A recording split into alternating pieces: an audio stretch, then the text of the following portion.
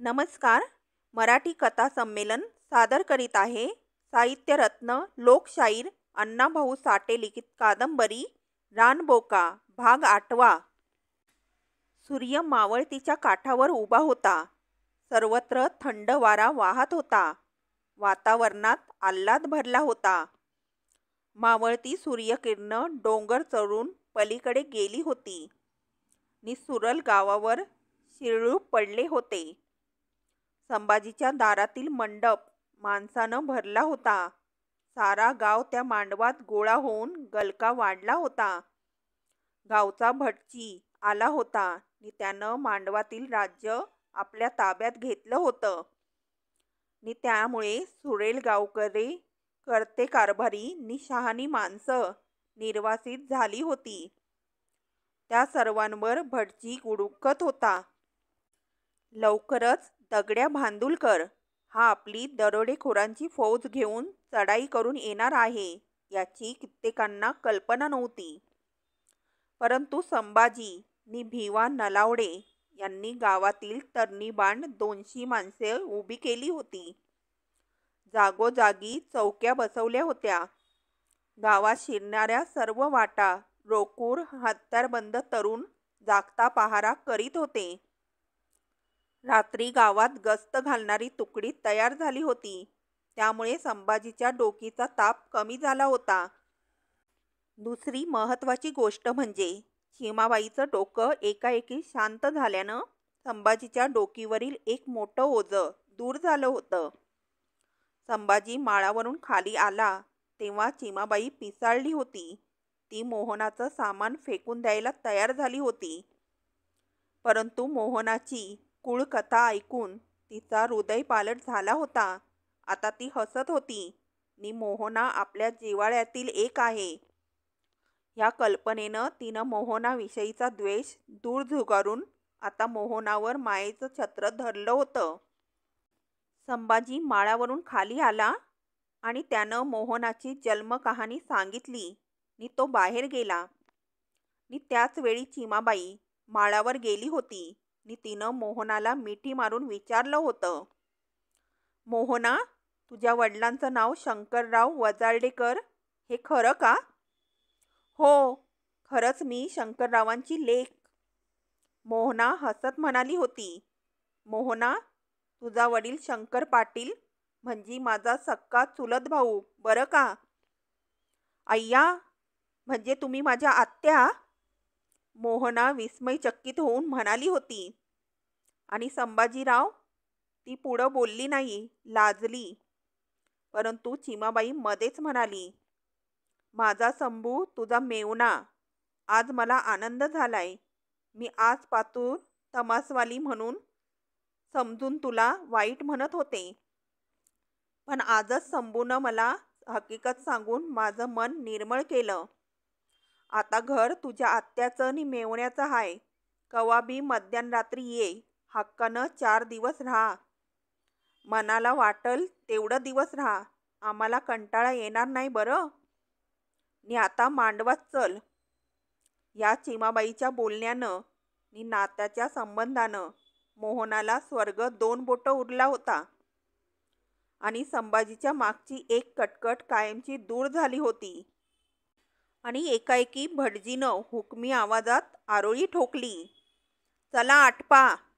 वधूवरांना मंडपात आणा. हळदीची वेळ झाली. भटजींचा तो कर्कश आवाज कानी पडताच दोन्हीकडील कारभारी कान कापल्याप्रमाणे सैराट धावत सुटले. सर्व वाद्यांनी हल्लकल्लोळ केला. वातावरण हेलकावे खाऊ लागले. वाद्यांच्या त्या गोंगटात माणसांचे शब्द भुईसपाट झाले. प्रत्येक माणूस दुसऱ्याच्या कानात किंचाळू लागला, नवरी कवा येणार?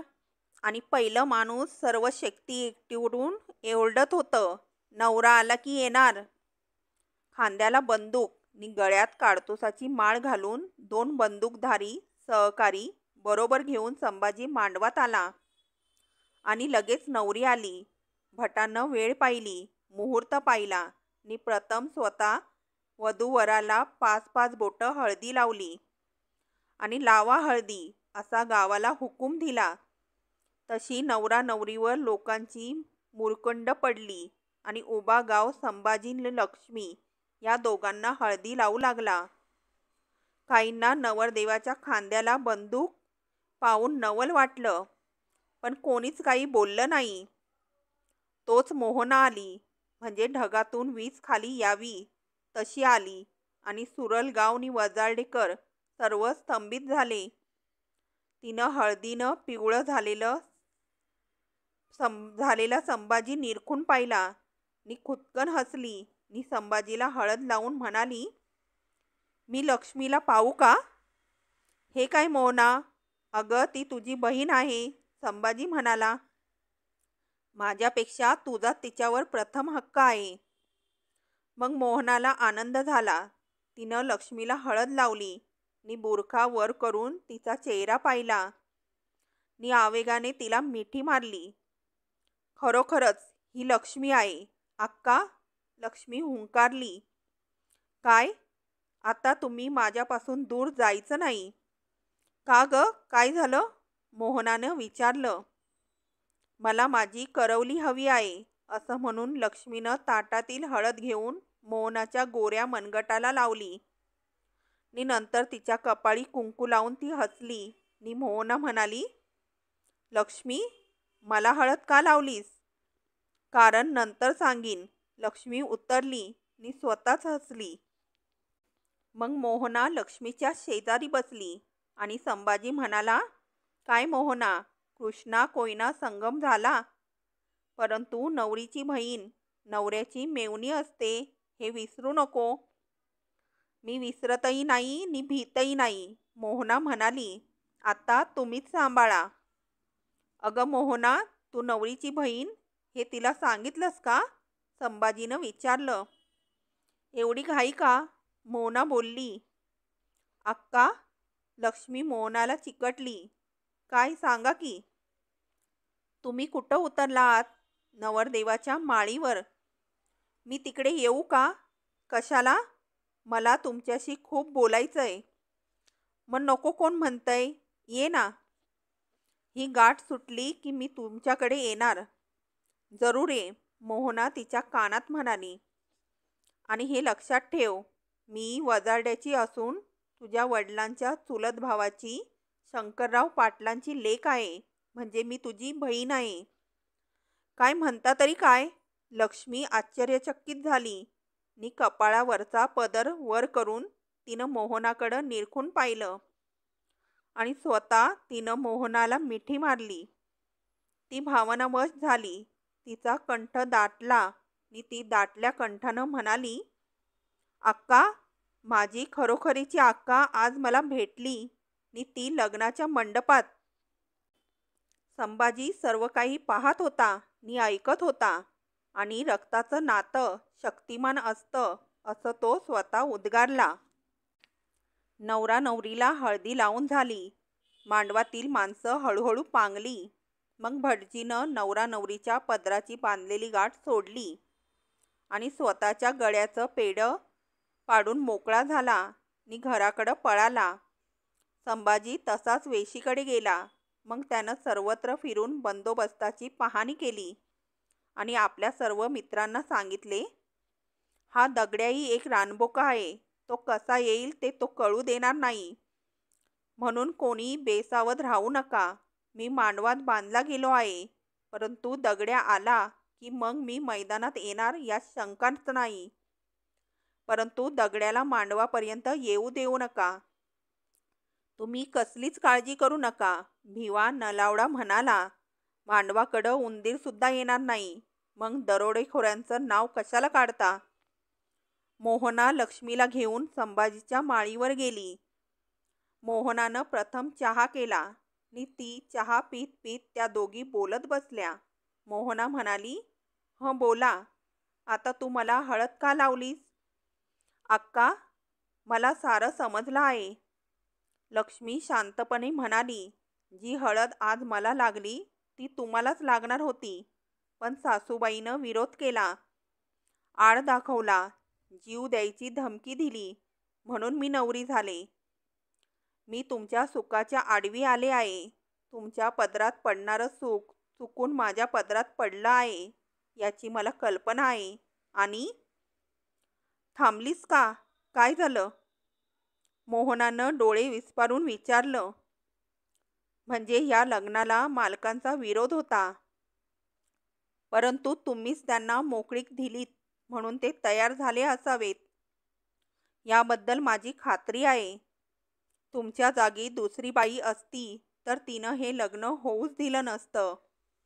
पण तुम्ही स्वतःच लग्नाला आलात आणि तुमच्या मनाच्या मोठेपणानं मी दिपले आहे. तेव्हा लक्ष्मी थांबली आणि विचार करून शब्द जुळवू लागली. मोहना हसली, म्हणाली, बोल की, गप्प का झालीस? उभ्या गावानं मला हळद लावली आणि मी तुम्हाला लावली.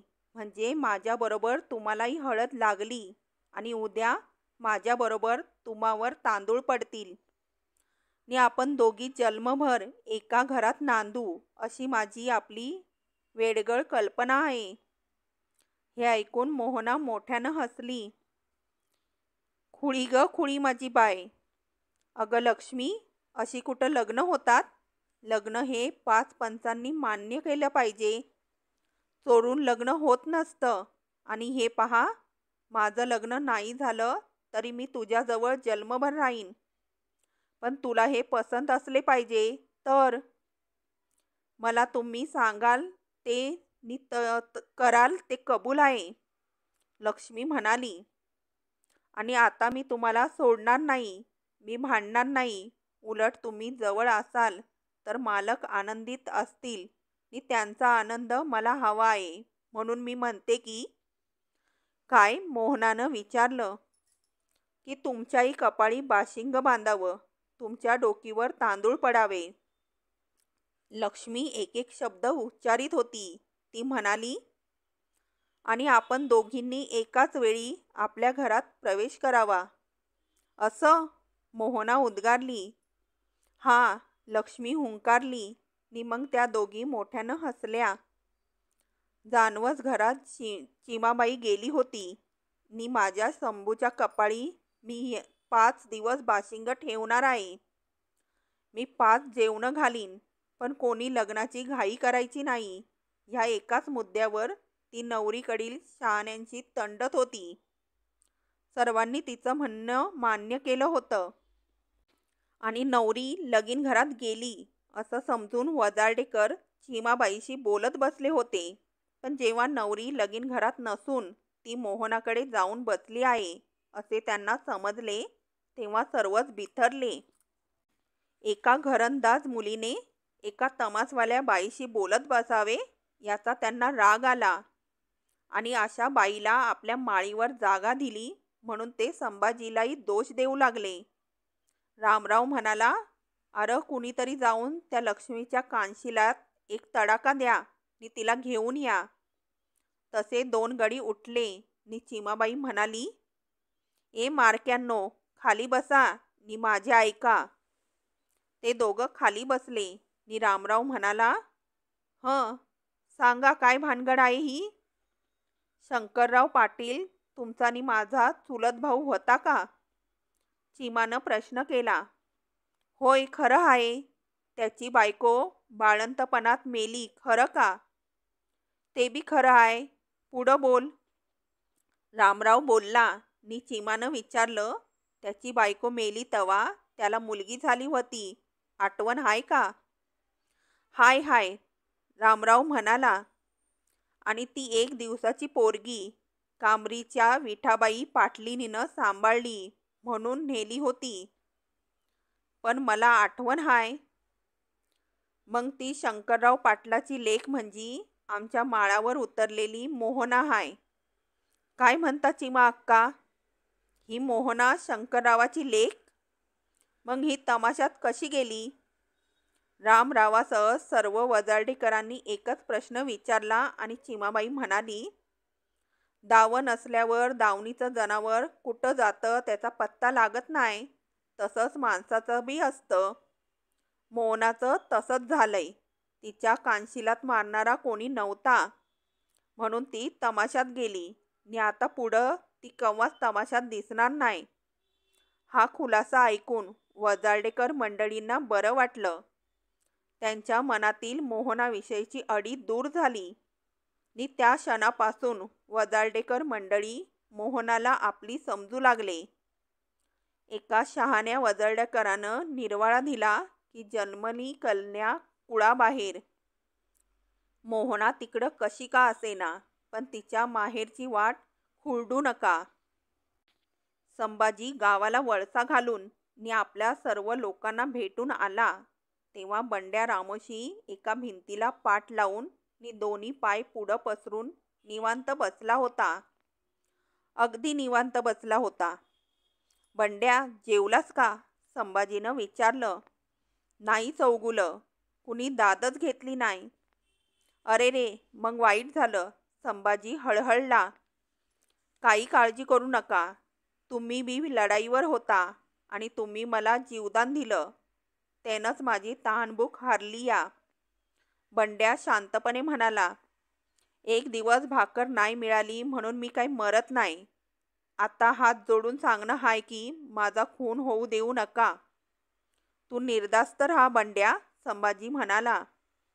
मात्र ह्या वाड्याबाहेर जाऊ नको. मी आत्ताच तुझ्या जेवणाचा बंदोबस्त करतो. अरे, तू ती खबर दिली नसतीस तर केवढा मोठा अनर्थ झाला असता नि हे लग्नही झालं नसतं.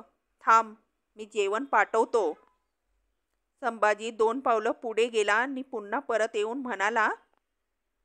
बंड्या, हा दगड्या बांदुलकर कसा काय आहे?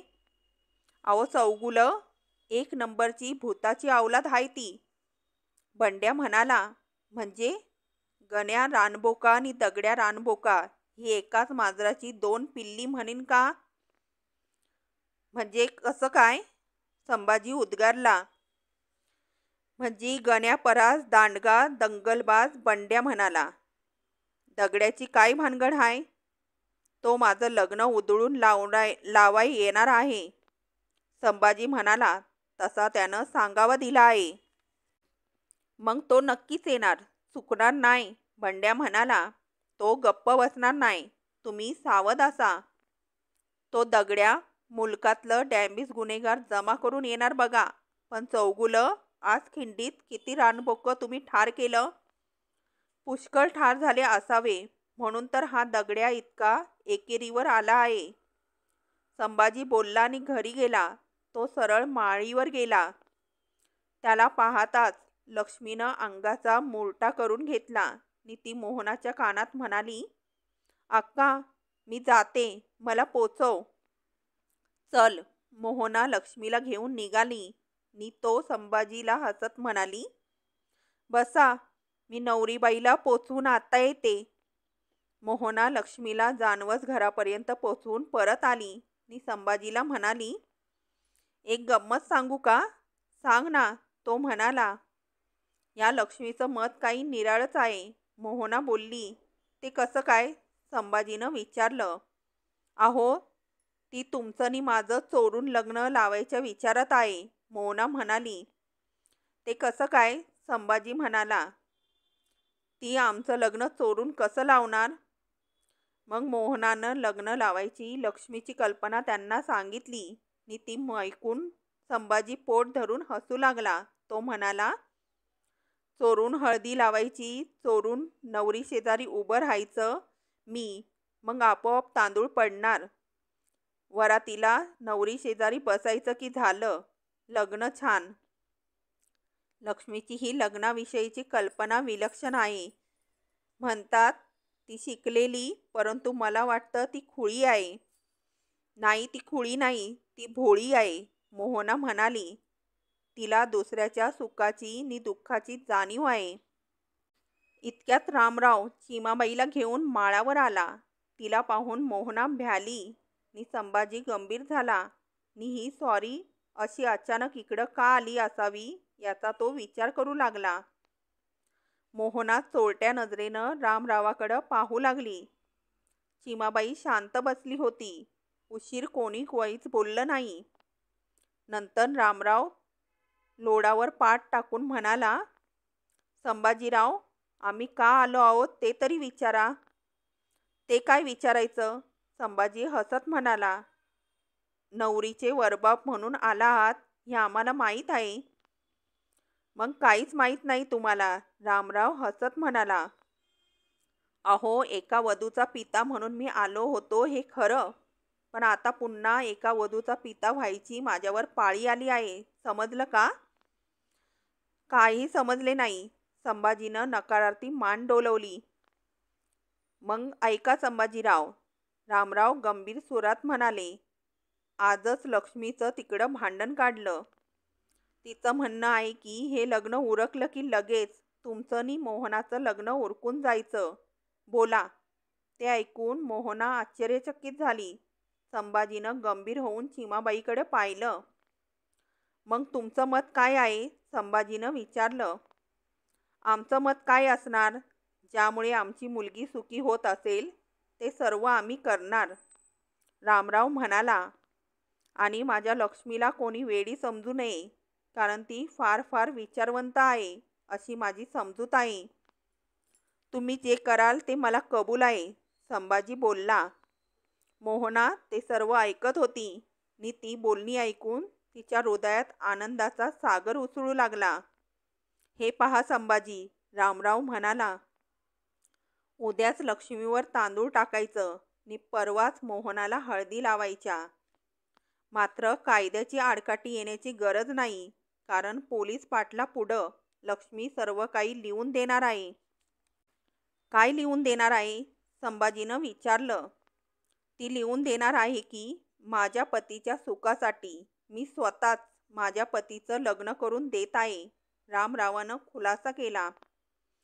काहीही कराल, पण जे तुम्हाला योग्य दिसेल ते करा, संभाजी म्हणाला. मोहना बावरली. आता आपलंही लग्न होणार नि आपणही याच वाड्यात येऊन नांदणार. या वाड्याची मालकीण म्हणून मिरवणार. केवढा हा चमत्कार! काल मी होते कुठं नि परवा मी कुठं असणार, या विचारानं तिचा आत्मा भारावला. आनंद तिच्या हृदयात मावेनासा झाला. उशिरानं रामराव चिमाबाई निघाली तेव्हा संभाजी माळीवरून खाली उतरला. दगड्या भांडुलकरानं ती चिठ्ठी पाठवून त्याच्या गळ्याला तात लावली होती. तो बाहेर गेला नि चिमाबाई रामरावाला म्हणाली. दादा, मोहनाच्या लग्नाची घाई करू नये असं माझं मत आहे, कारण लोक म्हणतील उष्ट्या पत्रावळीवर गरीब मोहनाला जेवण वाढलं. तेव्हा मी म्हणते 8 दिवस थांबायचं, नवी तयारी करायची, नवा मांडव सारच नवं करायचं. कल्पना काही वाईट नाही, रामराव म्हणाला. मी काय, तू सांगशील तेव्हा आपलं गाव घेऊन लग्नाला हजर राहीन. नव्हे, 8 दिवस आधी येऊन सर्व तयारी करून देईन, मग तर झालं. चिमाबाईला आनंद झाला. दुसऱ्या दिवशी भटजीनं पुन्हा मांडवात आपलं साम्राज्य प्रस्थापित केलं होतं नि तो एखाद्या सम्राटाप्रमाणे बहुल्याजवळ विराजमान झाला होता. तो प्रत्येकावर बिथरत होता आणि सुपारी असं आपल्या चिडक्या आवाजात ओरडत होता. त्याच्या मागणीला धरबंद नव्हता. सुपारी, सूत, तांदूळ, गहू, खारीक, खोबरे अशा अनेक वस्तूंची नावं घेऊन तो किंचाळत होता. नि चिमाबाई नि मोहना यांची तेदरा उडाली होती. त्या दोघी एक एक जिन्नस आणून भटजीला सपूत करीत होत्या. माणसांनी नि हत्यारांनी संभाजीचा मांडव गच्च भरला होता. जिकडे तिकडे बंदुका दिसत होत्या आणि सर्वांचे सेफ्टी कॅच ओपन केले होते. त्या गर्दीत बंड्या रामोशी कंबर बांधून नि कुऱ्हाड घेऊन उभा होता. त्याला संभाजीनं विचारलं. काय बंड्या, काय विचार आहे? सरकार, दगड्या भांडुलकरांची जेवढी माणसं मारता येतील तेवढी मारून मग मरायचा विचार हाय, बंड्यानं मख्ख चेहरा करून उत्तर दिले. नि संभाजी हसत पुढे गेला. चला, वधूवरास मंडपात आणावे, लग्नघडी समीप आली. भटजीनं मेंढराच्या सुरात संगीतमय यातना सोडली. संभाजीनी लक्ष्मी मांडवात दाखल झाली. अंतरपाट धरला. वाद्य मुकी झाली नि बंदुका सज्ज झाल्या नि भटजी आपल्या गंभीर आवाजात मंगलाष्टक म्हणू लागला. आली लग्नघटिका समीप, नवरा घेऊन यावे, धरा अंतरपाट धरा मधुपके, सदा शुभमंगलम, सदा शुभमंगलम असे भटजी 5 वेळा मोठ्याने किंचाळला. नंतर वाजवा टाळी. टाळी वाजली. सर्व वाद्ये वाजू लागली. बंदुकांचे हवेत बार कडाडले. भटजीनं पुढील विधी झटपट उरकला. नि सर्व तांदूळ, गहू, खारका, खोबरे, 1 धोतर, 1 पेरणीचे कापड नि रोकड दक्षिणा घेऊन आपल्या घराकडे धूम ठोकली. नंतर पंक्ती पडल्या नि लोक जेवले आणि लगेच वरातीची जंगी तयारी झाली. परंतु दगड्या भांडुलकराचं नाव प्रत्येकाच्या जिभेवर नाचत होते नि कित्येक डोळे त्याच्या वाटेकडे लागले होते. परंतु तो आला नाही. तुझ्यावर तांदूळ पडण्याऐवजी बंदुकीच्या गोळ्यांचा वर्षाव होणार आहे, ही दगड्याची धमकी कायम होती. वरात परत मांडवात आली नि सर्वांच्या जीवात जीव आला. सर्व लोक मांडवात बसून पान सुपारी खाऊ लागले. चिमाबाई, मोहना, लक्ष्मी यांच्या आनंदाला पारावार उरला नाही. त्या हर्षभरीत होऊन हसत होत्या.